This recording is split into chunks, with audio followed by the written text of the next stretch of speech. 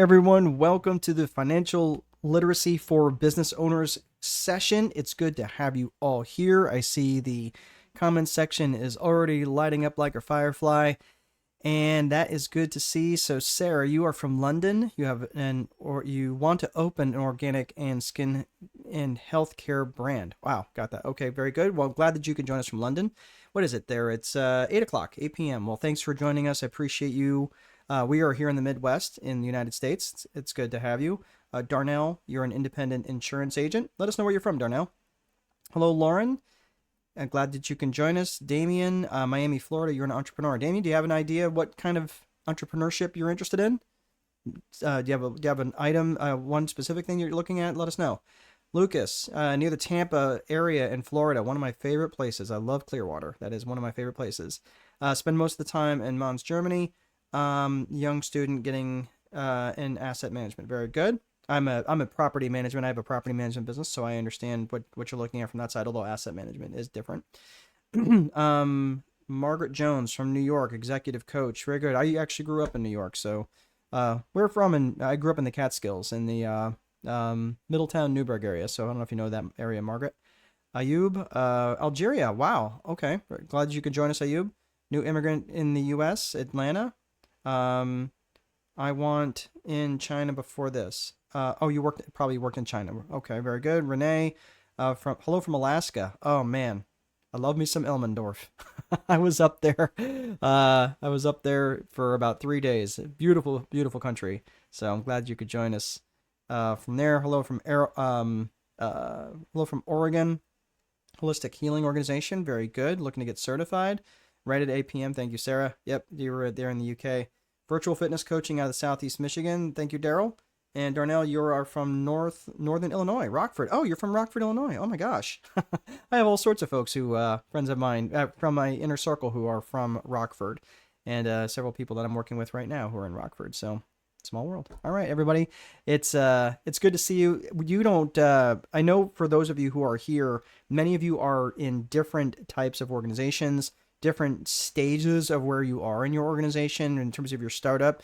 But this course is foundational across the board. And many of you who I'd been emailing, and thank you for those of you who have emailed back just to kind of let me know what you're doing. If you have not heard from us yet, it's just more likely because I couldn't get to them all. But when I'm emailing you and I'm just asking you what kind of line of work you're in, it helps me craft this message because I do this session. I've done this session many times and it's always different. And the reason it's a little different every time is because I try to make it a little bit more specific to the folks who are joining, because it's very rare that I get the same person joining twice.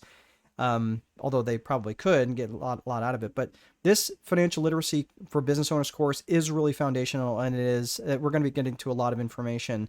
So I'm going to ask you a couple of quick things. First and foremost, I am kind of one of those audience participation types. I used to do these on Zoom, but a lot of people would just not engage, or I would ask questions and it'd be this like long sucky pause and no one would say anything. So I just went to this platform where you guys can type and chat. But here's the thing I'm going to ask you. Please don't multitask.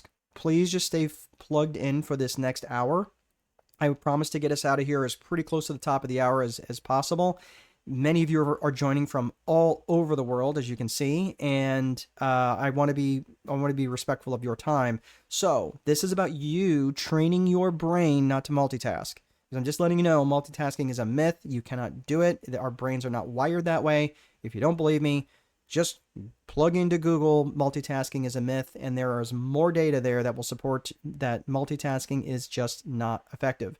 So train your brain to focus, train your brain to stay plugged in for the next hour, and I promise you that you're going to get some good nuggets here, and I just don't want you to miss anything that's going to be a real big takeaway for you. All right, so let's get into the presentation contents today. What we're going to be talking about is the Viper method first and foremost. Let me get myself out of the way because I know this is tough to read. So we're going to be talking about the Viper method first and foremost, and that's the framework that I base everything on. It's important that I demonstrate that to you. So for those of you who have been through my sessions before, it'll be a little bit of a recap. But we're going to go through the Viper methodology, and then we're going to be talking about the 4 core functions of business, because those 4 core functions must exist in every single business. And for those of you who are starting up, or those of you who've been in business for 20 years, this is true that you have to have four core functions, and you can look at them through the lens of the Viper method. So next, we're going to talk about financial statements, a balance sheet, income statement, P&L. We're going to be talking about, hey, where's all my cash? In this phenomenon called growing broke. And number 5, we're going to give you some resources to set you up for success beyond today.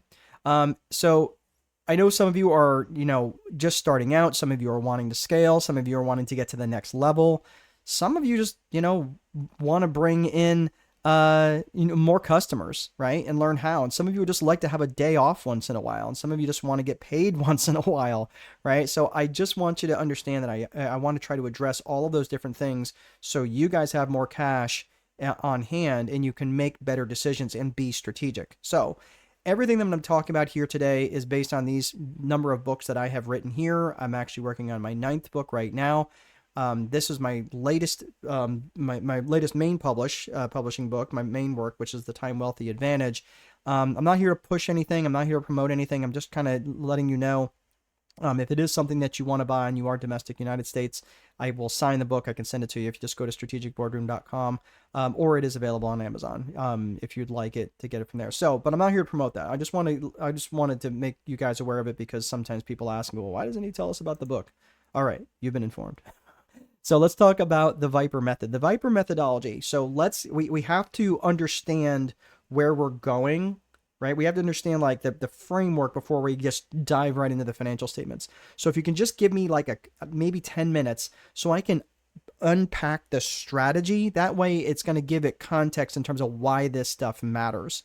So the Viper methodology is a strategic framework on how to structure a business. And it's not just about your business. It's also about you and your life and creating a life that doesn't exist to serve the business. I had a life like that and it completely sucked. So I'm just letting you know, like, this Viper framework is the framework that I use when I'm coaching people, when I'm teaching people. This framework works. So the Viper framework is an acronym for vision, infrastructure, process, execution, and reporting. I'm not going to get into the nuts and bolts of all of the different things today, but I'm just going to go through a couple more important ones, which are mostly relevant to what we're going to be talking about today, which are the main financial statements, because this is, again, about delivering and learning how to be financially literate as a business owner. So for those of you, let's see here, get in those reps, train your brain. Okay, that's right. And then Edward, pressure washing and window cleaning. Very good. Where do you do that, Edward? What part of the country are you doing that from? Or part of the world? So let's talk about vision. Vision is the V of the Viper method. And that methodology it's got broken down into 2 ways. The vision is broken down into personal vision and business vision. And the personal vision is just going to ask a very simple question. Like, okay, great. Where do you want to go? Where do you want to go? The business vision is going to ask you a simple question of, all right, great. How are we going to get there? So the personal vision from this perspective is the main circuit breaker.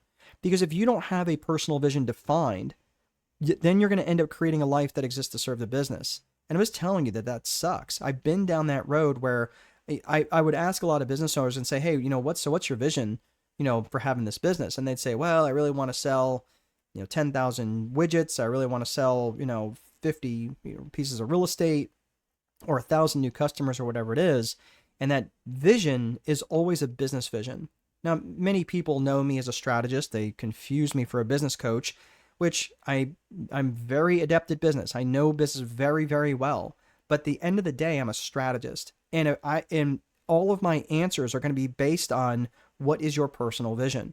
And if your personal vision is not defined, or if your business vision is your personal vision, well, basically what you've done is you created a life that exists to serve the business. So let me just make that point really, really clear. The danger in creating a business vision before creating a personal vision is that you end up creating a life that exists to serve the business. And I've been down that road too many times where I had missed too many important life events. I had a very, very good friend pass away. And because I was so operationally busy in my business, I couldn't get to his funeral. And all of my friends who were expecting me, and he and I were close, all of my friends who were expecting me at his memorial, they were I didn't get to show up. I didn't get to go because I had so many things operationally that I had to do in my business. And I've always regretted that.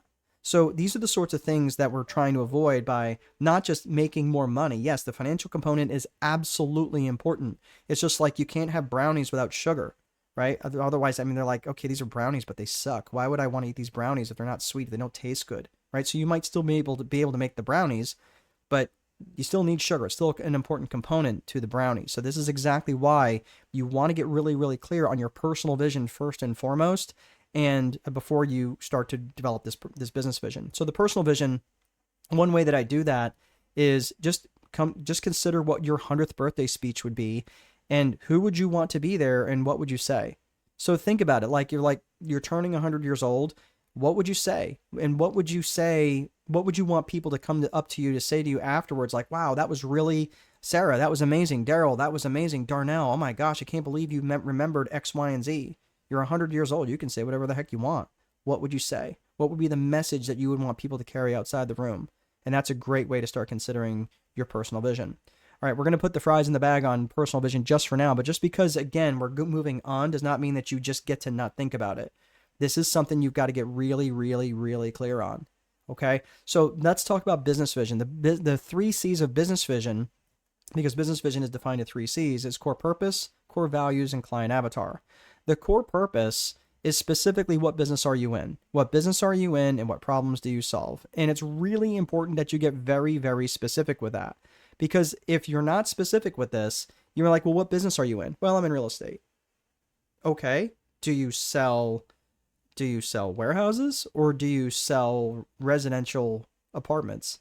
Those are different. They're 2 very different things because they attract a very different avatar. Or do you sell industrial parks? And you might say, I do it all, right? Well, the problem is that you become very, very fragmented in your marketing. For those of you who are interested, I'm hosting another one of these sessions called Marketing Magic. And I don't know if anybody has ever attended. Oh, thank you, Edward, Los Angeles. So Marketing Magic, one of the things, the main points there is that you've got to get really clear in terms of what you do and what problems you solve for your avatar. So let's get in that. You want to be really specific in your answers. So your core values are what matters to you about this business and how would the world be worse off if you went out of business. Now, let me make this quick point here about core values. And I know this sounds like, what does this have to do with financial literacy? I promise you, it all is connected because the core values, has anybody ever worked for like a miserable company, like not even just a miserable boss? You're just like worked for a company. Go ahead, type it. You don't need to name the name, right? But let's say, yep, I have worked for that company where the hope goes to die, right? Where hope goes to die. Anybody has ever worked for a company like that, you know what I'm talking about, because it is the really sad thing is that when you're working in a company like that, that company also, you have to recognize how bad the culture is, and culture and brand are inextricably linked. Have you ever worked at a fun company and the brand and the culture really matched? That's why when you're defining your core values about what matters to you about this business or how would the world be worse off if you are no longer in business, this is what helps you establish your company culture, which also, again, helps dictate what the brand experience is going to be like, not only for your clients and customers, but also for the people that work for you, your vendors. Like, people like working with you because the brand and the culture are inextricably linked. You cannot separate the two.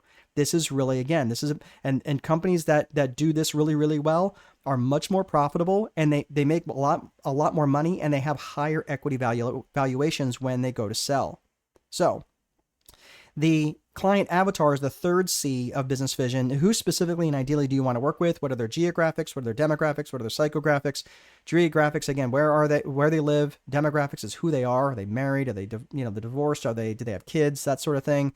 And psychographics is how they think. And when you're thinking of psychographics, think of the term ALIA, A-L-I-A, which is attitudes, lifestyles, interests, and aspirations.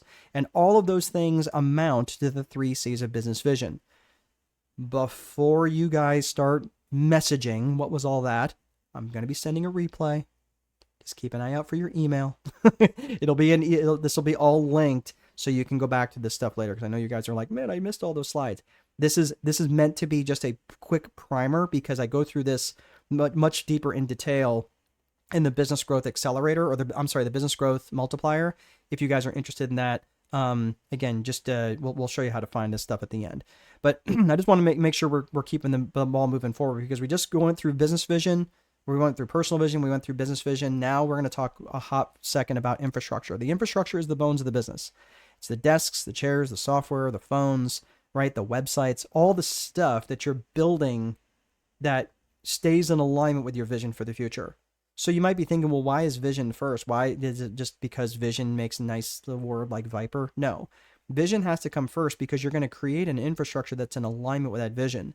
Because if your vision, for your future is to lay on the beach for 2 months out of the year, rubbing cocoa butter on your belly, right? Maybe not such a great visual, but a good vision.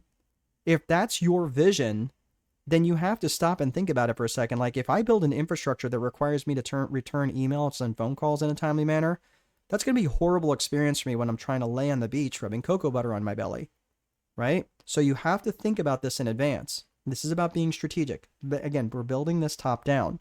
So now we talked about vision, we talked about infrastructure, let's talk about process. Process is simply how you do stuff.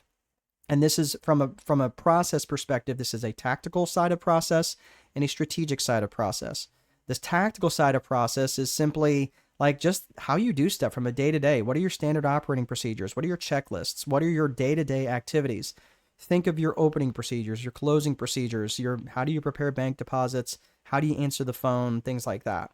From the other side of process, this is strategic planning, where you're looking at your people, you're looking at your purpose, and you're looking at your promotion.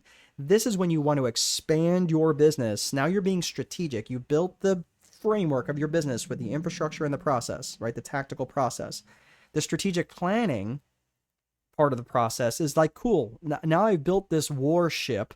Now I want to take this warship out of the harbor. You follow? So this is what you're doing when you're strategic planning. You're thinking, what people do I need? Who do I need? Who do I need that can help me with this?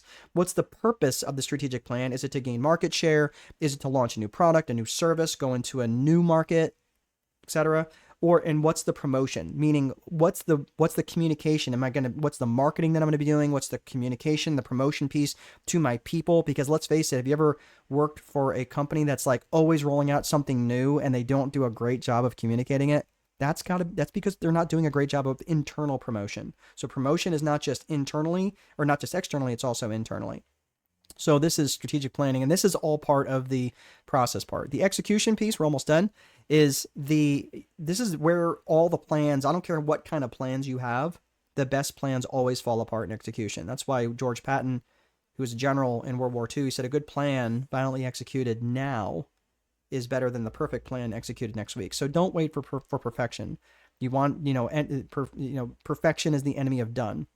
And because, again, most plans fall apart in their execution. And this is where, because let's face it, many of us as entrepreneurs, we have way too many priorities, right? Who has that list? Let me see. Come on. Let's see hands. Who has that list of 71 to-do items on your to-do list today? Come on. I know you're probably working on them some right now. I can tell. I can just tell. But kidding aside, right? Like 70. Thank you, Lauren. So Lauren has 72, just to not just to outdo me. But this is the thing. Like, the problem is it's an issue of priorities, right? Thank you, Ayub. This is where, thank you, Daryl. This is because having too many priorities has the same impact as no priorities.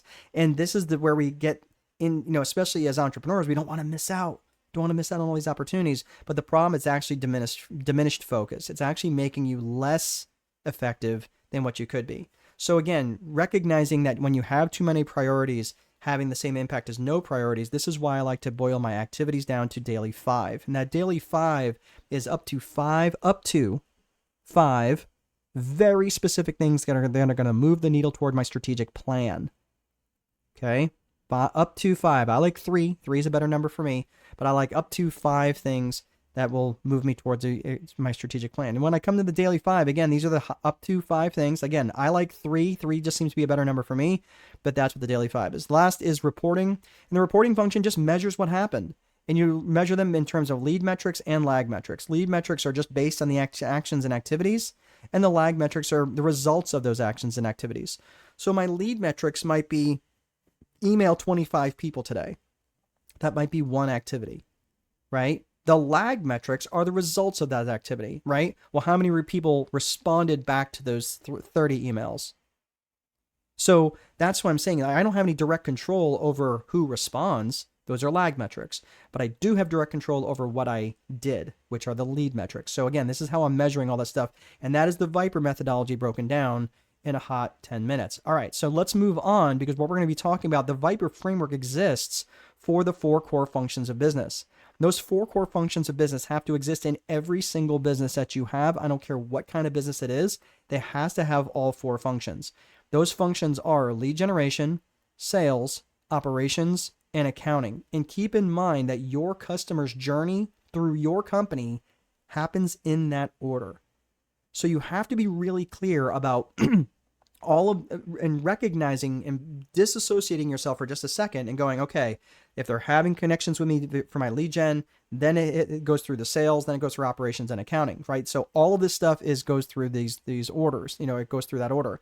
Lead generation, everything needs to support your lead generation function. There's just no way around that. And the reason for that is because you can have the best, most efficient business. You could be a paragon of virtue. Your sales technique can be so dialed in, you can sell ice to Eskimos and voting booths to Castro and still starve. That's the reality. I don't care how good or best product, best price, best service, doesn't matter. You could still starve because your lead generation is not dialed in. So you can never take your foot off the gas when it comes to lead generation. This takes money. It takes time and it takes money. And you can't do that if you're not a profitable endeavor. All right. So I'm telling you this now because we're getting to the last of the four functions, which is accounting. And this supports everything. So the sales, what this does is this continues the conversation started by the lead generation function. So that's all it is. So if your lead generation function is fragmented from your sales, the confused mind will always say no. So this is why you have to understand that effective selling is just picking up the conversation, the lead generation conversation where it started, and it's just about finding solutions. So the operations function, this is where many of you get stuck. Because if you're going to get stuck, you tend to get stuck in the operational function, right? If you're a baker, you get stuck in the baking part of the operation. If you're an IT person, you get stuck in the IT deliverable. Right? This is where many people get stuck. So you just have to be mindful of that. Then in the accounting function, if you're going to ignore something, generally you ignore the accounting. So this is what happens when you ignore the accounting function. And again, keep in mind, guys, I have a degree in accounting. And this is what ends up happening is the degree in accounting. Even with a degree in accounting, I would say something like this. Well, I've got more money in my bank account this month than last month. I must be doing okay. What? That makes no sense. Because I would ignore the accounting. And again, I am the least qualified person to do my books because I know I won't do them because I'm so operationally focused or lead generation focused or sales focused that I wouldn't do the accounting. I would just kind of put it all into a shoebox and then bring it to my accounting person, once a year. And that's no way to operate. So accounting function, it collects the money. Accounting function pays the bills. And the accounting function tracks and measures everything that happened. And here's the critical point to the accounting function is it also forecasts, it budgets, it also plans for what will happen or what could happen. So you cannot skimp on the accounting function because this is actually where you're operating much more strategically. So very good. Oh, Lucas, you got your LinkedIn profile? Okay, very good. Yep. Sorry for interrupting. If anyone is looking to connect, perfect. Absolutely. Take your time to connect on this call. I don't have a problem with that whatsoever. All I ask is if you copy paste, just come right back. Please don't multitask. That's all I'm asking. What business are you in, Lucas? Very good. Thank you, Cole. Man, you guys are on top of it. Like you guys are really engaged. I appreciate this. Sometimes I feel like I'm hollering into an empty well. You guys are a very chatty bunch. I like it. All right. So from an accounting function, they are rock stars, Michelle. Thank you. So from an accounting function, this is you have to stop and think about this. Are all of these things the same skill set? No, they're not. They're not the same skill, right? Lead generation and sales. I would argue that lead generation is actually a lot closer to accounting than it is to sales. because of the type of, it's not so much the creative side of it, but it's the measurement of the lead generation metrics, right? And that's what accounting does, is it measures the metrics. So they're not the same skill set. That's why you need someone else to help you with these functions. So let's look at the financial statements. Now, let me just come up for air for just a hot second. Okay. I'm just letting you know. This may be a little basic for some of you. But I cannot assume that everybody knows what a balance sheet is, what an income statement is, what a P&L is, what a profit and loss is. I can't assume that. So for those of you who are like, man, this is so basic, just hang in there, because I'm going to be building off the basics near the end. So just hang in there for about 10 minutes, because I'm going to go through the balance sheet and the income statement, and then we're going to get to some more advanced stuff. But for those of you who are like, oh, advanced stuff, I'm not good at math. Look, let me just put this to bed for real quick. For those of you who are not my numbers people, you don't need to self-identify. It's totally fine. All right. So, thank you. I know none of it. Okay. Carly, listen, I will metaphorically, digitally hold your hand. It will not be bad. Okay. Because even if you're not a numbers person, that's okay. Because accounting isn't about numbers, it's about rules. So if any of you can play solitaire, if any of you can play Candyland, if any of you can play Monopoly, you can do this. I don't want you thinking, oh my gosh, I don't know. Like, I'm just going to show you the rules. That's it. I'm just going to show you the rules in terms of what it is. Now, again, can it get more complex? Absolutely. Absolutely, it can get more complex. But I'm just going to show you nice and simple. For most of you, you don't need to make it complex. In fact, many times you get hung up because it's what you're seeing is so complex, and it's probably more than what you need, right? So let me show you what the balance sheets look like. I'm going to go ahead. So we're going to talk about a balance sheet, and we're going to talk about an income statement and a P&L. Now, I said something earlier. Who knows the difference between an income statement and a P&L? The difference between an income statement and a P&L. There isn't one. If you've ever heard someone say, oh, can I see your P&L? Or can I see your profit and loss? Or can I see your income statement? Those are the same thing. The only difference is us accounting nerds, like people who spent way more money than I should have getting my accounting degree, right? But I'm not knocking my degree. I'm actually in a program right now to get my PhD. But that aside, I spent a lot of money getting my accounting degree. And we accounting purists call it an income statement. So your CPA may call it an income statement, but other people may call it a P&L or a profit and loss statement. Those are exactly the same thing. I'm just letting you know that now. So let's get to balance sheet. Balance sheet is very simple. It's broken into 3 parts. You've got your assets, which is what you own. Your assets, which is what you own. Okay. You've got liabilities, which is what is owed to others. That's what is owed to other people. And the difference between the assets and liabilities is the equity, right? So assets minus liabilities equals the equity, and that's what it's worth, right? So if you do conceivably take the assets, you take the assets and sell them, whatever money's left over, you pay off all the liabilities, that's what you would have left over, and that's the equity, okay? So the balance sheet has the balances of all those accounts. So if you were to have a checking account with $10,000 in it, the assets are worth $10,000. If you bought a car for $25,000, you'd have $25,000 as assets on the balance sheet. Okay, so it's the balances. It has nothing to do with payments, has nothing to do with anything else. All right, so just keep that in mind. Nice and simple. This is just the balances of what you own. All right. Math, you need to have completely separate bank accounts. Use only the banks for business and personal events. Transfer money from business. Yes. Yes, absolutely, Kelsey. Yeah. So let me make sure that I'm not losing. Yeah. So Kelsey is actually a bookkeeper here, and I just want to make sure that I'm understanding so that way we can say, I'm struggling to differentiate my business account from my personal account. What's the best advice? So math. So Kelsey is 100% correct. You need to have completely separate bank accounts, one for the business and then one for the personal. If you start interchanging them, and I'm talking about laws here in the United States between LLCs and things like that, that's called piercing the corporate veil.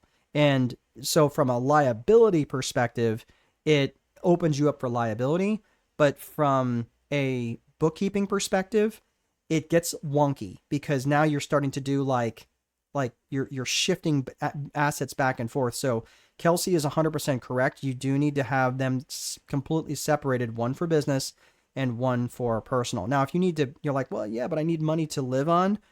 We'll get to that here in a second. But basically, you can take yourself either what's called an owner's draw, or you can pay yourself a salary. So a little more advanced than what we're talking about right here, but Kelsey is 100% correct. She's a very good bookkeeper and very good at what she does.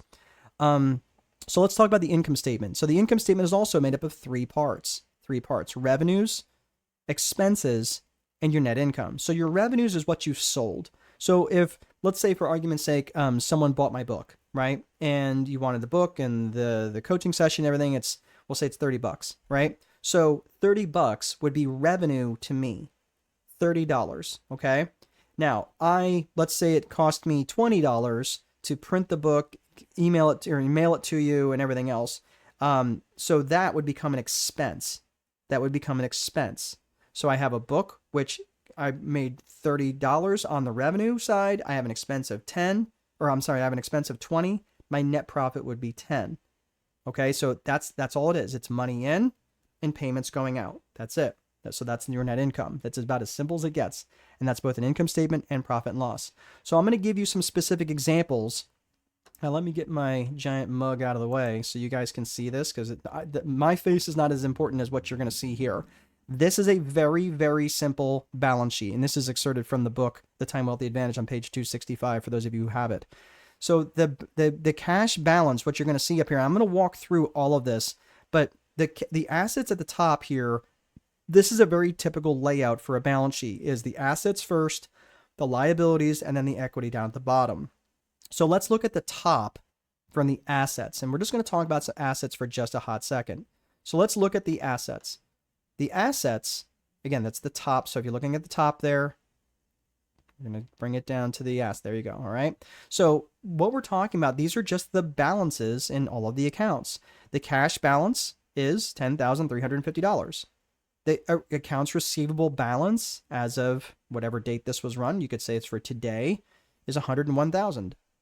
And that is, the accounts receivable is what people owe you, right? That's the accounts receivable. That's what people owe you. So in other words, if you've billed other people and said, hey, let's say, you sold a couple different jobs, one for $50,000, another one for $51,275. You have accounts receivable for two different accounts of $101,000, okay, $275. You bought a vehicle. It's a 2019 Ford van. And that is, now you purchase this at what's called book value, not Kelly book value. That's actually just called book value. So you actually would put that on the balance sheet as an asset for the purchase price, and that stays that way, $29,970.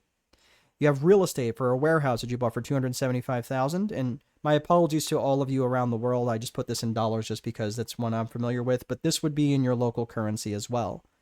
So the total assets would be just all of that stuff added together. That's it. That's all you'd really need to know. I mean, there's other things, there's other nuances between current assets and long-term assets. I'm not going to get into the weeds on that right now. That's not important. This is just for you to understand the basics of a balance sheet. All right. So that's the assets at the top. Let's look at the liabilities down at the bottom. Liabilities are the balances of what you owe. So let's say that you've got a credit card balance that you owe to Chase for $34,760. So let's see here. You've got accounts payable to vendors, right? So let's say that you had some vendors do work for you. Let's say, you had someone build a website for $15,000, because it was an e-commerce site, right? So you owed them $15,000 and you owed other people different things, right? So it comes up to $37,500.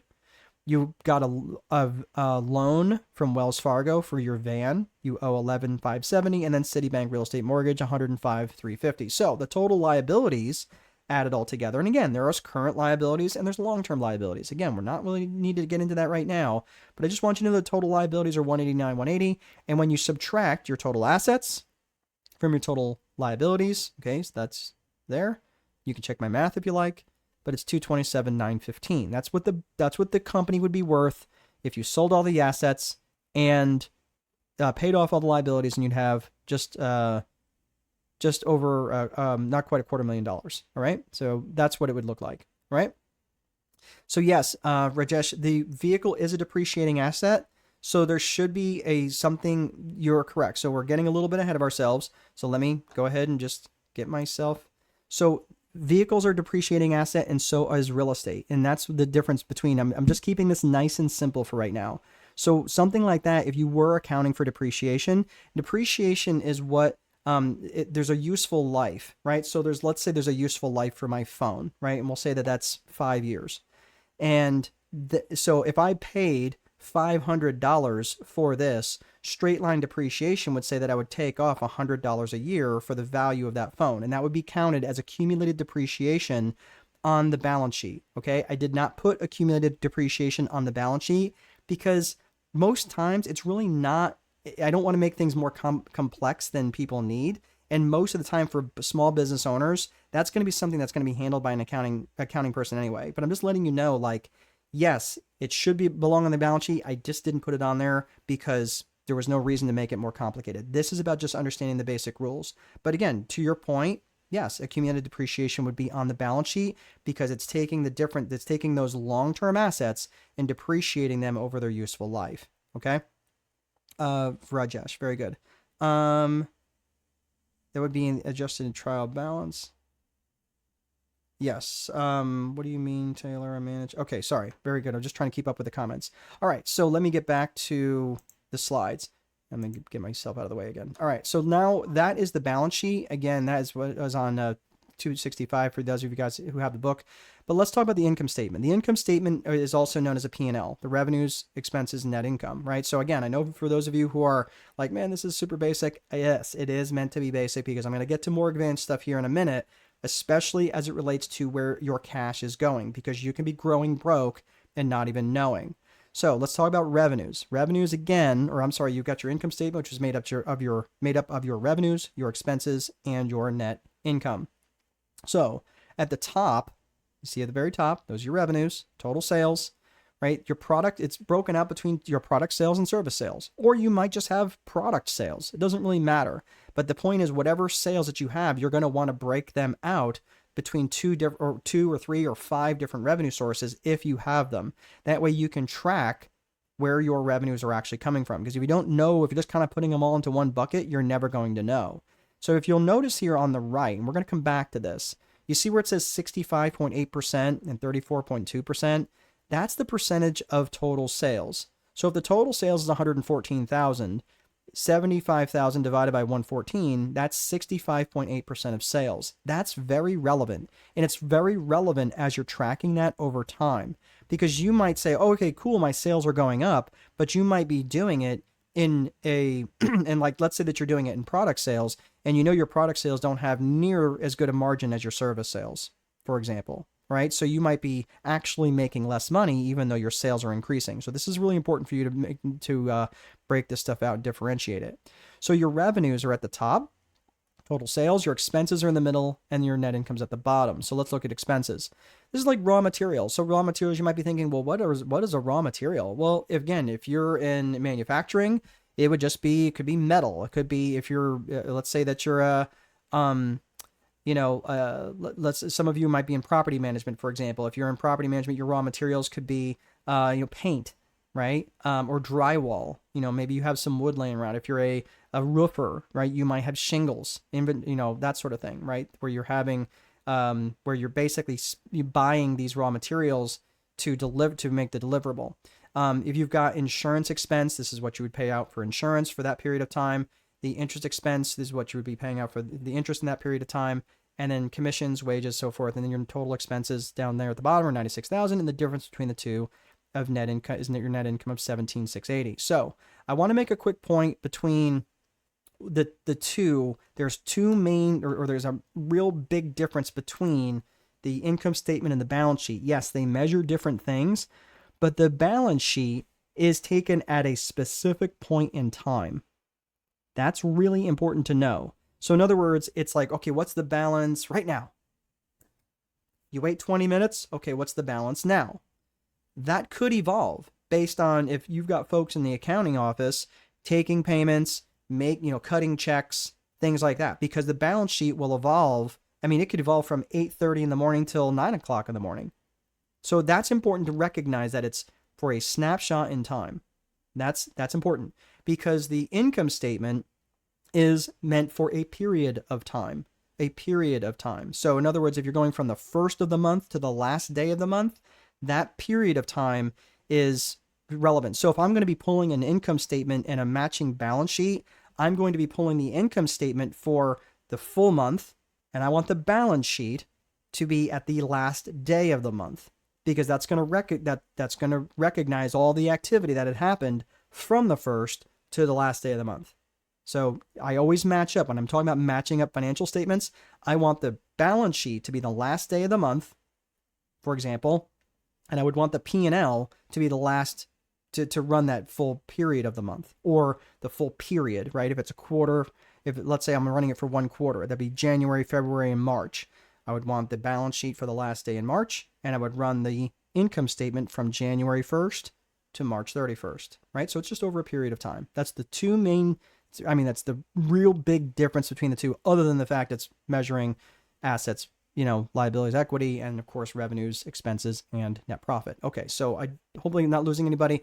Let's look at some of these questions. What do you mean, Taylor? GAAP? The GAAP requires this, right? So someone's writing in GAAP. GAAP is generally accepted accounting principles.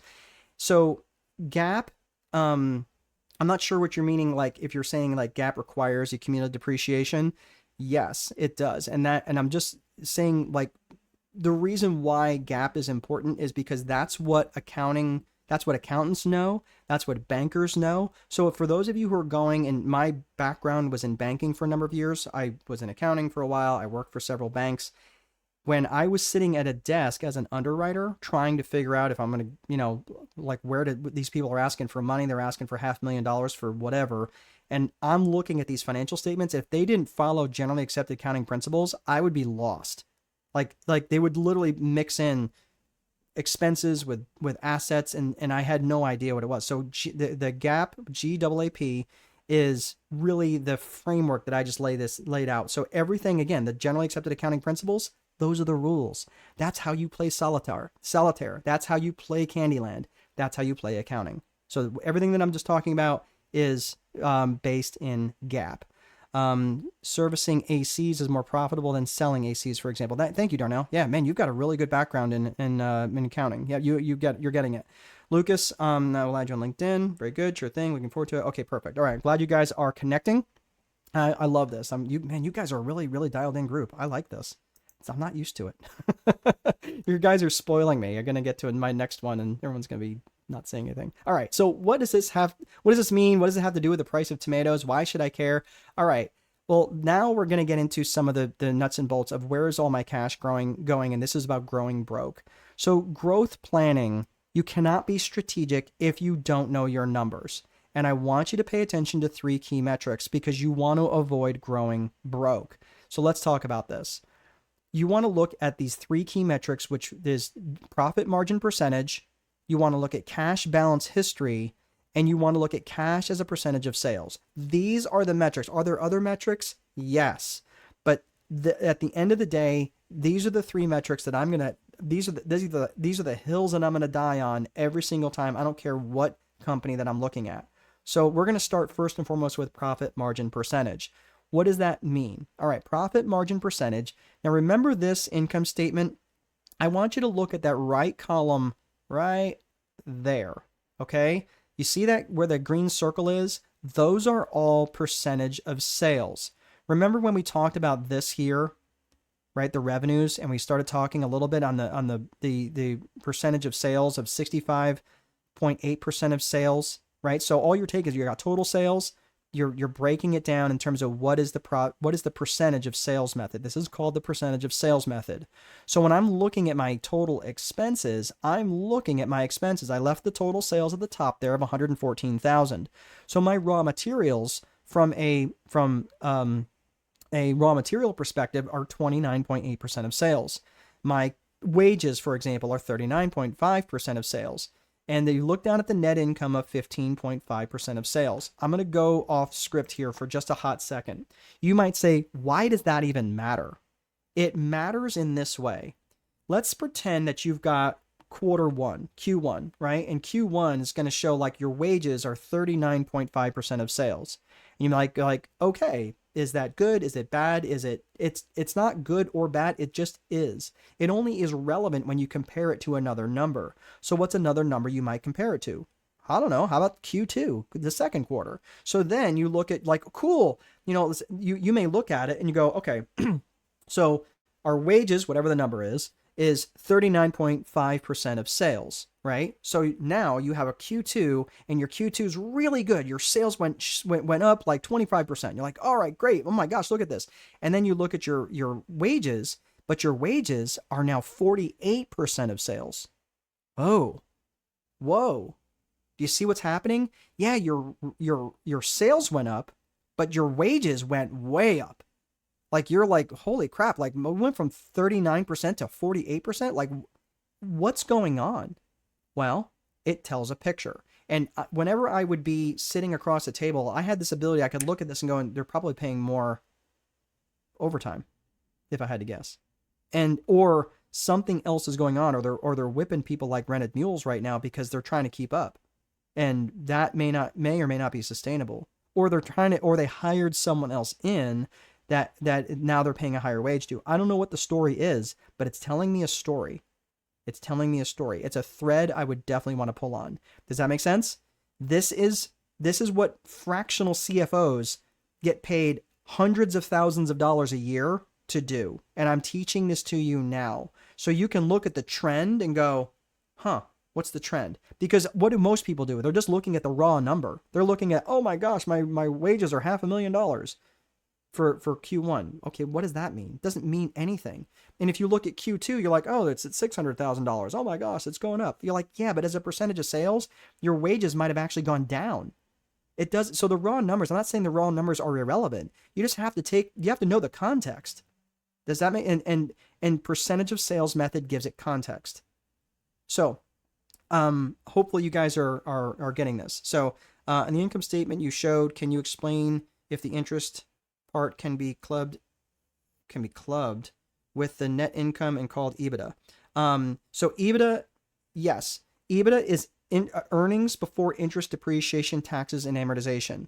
So what that EBITDA number is, and here's why that's important, is because it takes out the financing side and the asset side of the equation.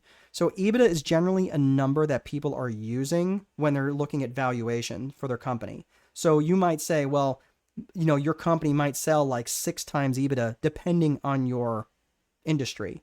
So if you have like a consulting company, consulting companies might sell like 7 times EBITDA, right? So I probably wouldn't get super hung up on EBITDA right now.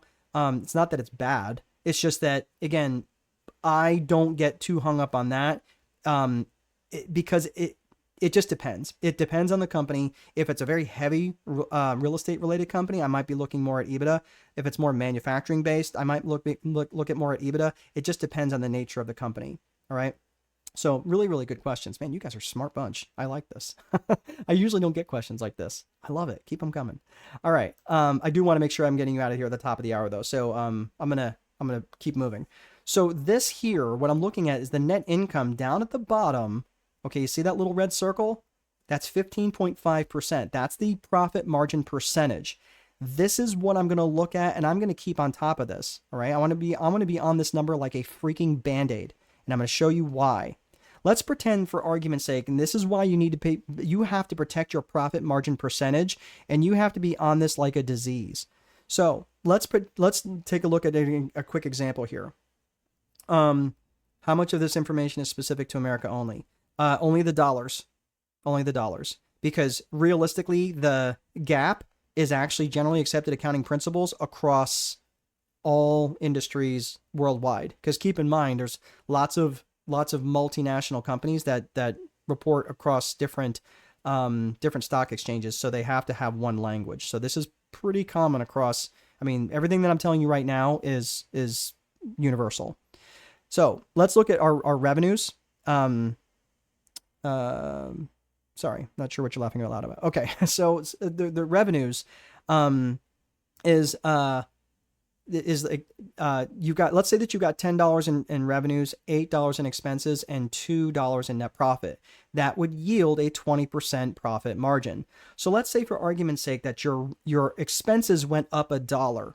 Okay, so to recoup that dollar, you are going to raise your revenues by $1. So you're going to say, oh, my prices have to go up $1. Okay, so let's look at this. You're welcome, Sarah. So let's say that you're going to raise your expenses go up $1. You're going to raise your sales price $1. So now instead of $10 in sales, you have $11 per sales, and your expenses went from $8 to $9, and you're still making that $2 in net profit. But notice what happened to your profit margin percentage. It went down. Your business is now less efficient at making dollars. And this is really, really critical to understand, because now that your business is less efficient at making dollars, it's a race to the bottom. This is how your company can grow broke. Even though your revenues are growing, you could be growing broke because your business is now less efficient at making and keeping dollars. This is critical to, now there's also, there's lots of other ways. Not lots. There's a ton of other ways that you could be not paying attention to things. And there's a few ways that you can be growing broke. This is one of them. So basically, you're less efficient at generating and creating cash and keeping cash. So where's all my cash growing? This is all growing broke, and these are the resources that I want you to start to think about. So we talked about profit margin percentage.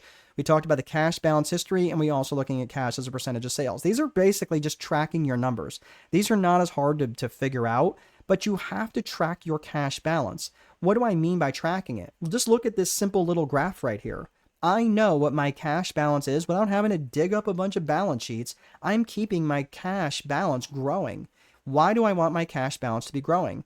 Because my cash balance, I'm just letting you know, like right now, if you were to go and, we're almost done. When we're done, go and Google cash balance for like Microsoft or Facebook or Southwest Airlines. They have a tremendous amount of cash as a total market capitalization for their company. So you might be looking like Berkshire Hathaway had like $350 billion with a B in cash, and their market cap was like $750 billion. Over a third of their valuation was held in cash and cash equivalents. Why is that? Because cash is what keeps your business alive. It allows you to take advantage of good luck events when they happen, and it allows you to weather the storms when they happen. Because most businesses that struggle, every single time a business owner comes to me, I look at their cash and I can tell whether they're struggling or not, because their cash is always lean. Always lean. And it's like, yeah, but I want to pay down debt, or I don't want to lose it to inflation, blah, blah, blah. Look, the smart money is always heavy in cash. If you read this book it's called Great by Choice by Jim Hansen and Jim Collins and Morton Hansen, it is a fantastic book about companies that the best companies, the most healthy companies, the ones that had the fastest and longest periods of growth in their equity had anywhere from 3 times to 10 times more cash on their balance sheets than their competitors. 3 to 10 times. I'm not talking like 30%. I'm talking 3 to 10 times more cash on their balance sheet than their competitions, which allowed them to take advantage of good luck events when they came along, and it allowed them to weather storms when they came along. And the good luck events come, and the storms come. I'm just letting you know, cash allows you to do that. All right. Darnell, I would love to take credit for it. Jim Collins is the one that's brilliant, and Morton Hansen is the one. They did a phenomenal job of breaking that all down. So, just I'll have to put the fries in the bag on that one. But tracking your cash balance history, you need to make sure, I don't care if it goes up by $1, that cash balance better be going up every single month. All right, now let's look at your cash as a percentage of sales. This one's a little tricky, okay, but we can do it. We can do this. We got 5 minutes left. We can do it. All right, so this is what you're going to be looking at. Let me get myself out of the way here again. So this one, cash as a percentage of sales, what I'm looking at is my cash balance. So this is the balance sheet, and you see at the very top, okay? Oh, hold on. Eject. Okay, oops, there we go. All right, so you see I've got that circled up there. That's the cash balance. So you can see it's got $10,000 worth of cash. Now I'm going to be looking at my income statement, which is going to have my revenues. So cash is a percentage of sales. Now, why am I measuring cash as a percentage of sales? Because let's just assume that my operating cycle is every 30 days. So if I have cash as a percentage of sales, that's going to let me know how much cash I have. That's going to help me fund my operating cycle without having to like beat people up during my accounts receivable process all the time.